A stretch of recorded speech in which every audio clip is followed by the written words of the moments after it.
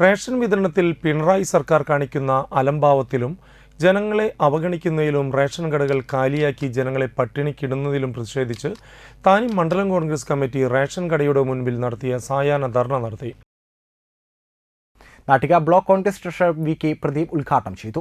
മണ്ഡലം Congress president M K. Chandran അധ്യക്ഷനായി. Nattika block Congress vice president Anto Thariyan, മുൻ മണ്ഡലം പ്രസിഡന്റ് കെ.എൻ. വേണുഗോപാൽ, കോൺഗ്രസ് നേതാക്കളായ M P. Sajeevan, E M. Basheer, Louis Thanikkal എന്നിവർ സംസാരിച്ചു.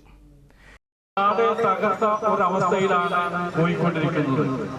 നമുക്കറിയാം, നമ്മുടെ പ്രിയങ്കരനായ മൻമോഹൻ സിംഗ് ഗവൺമെന്റ് അധികാരം കിട്ടിയപ്പോൾ അവർ നടപ്പിലാക്കിയ ദേശീയ ഭക്ഷ്യസുരക്ഷാ പദ്ധതി അത് ജനങ്ങൾക്ക് ഭക്ഷ്യം അവകാശമാണ് എന്നാണ് പറഞ്ഞിരുന്നത്.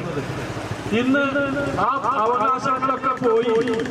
ഒരു മാസക്കാലമായി റേഷൻ കടകളിൽ ഒന്നും തന്നെ ഒരു മണി അരി പോലും ഇല്ലാത്ത അവസ്ഥയാണ് എല്ലാ റേഷൻ കടകളിലും ഉണ്ടായിക്കൊണ്ടിരിക്കുന്നത്.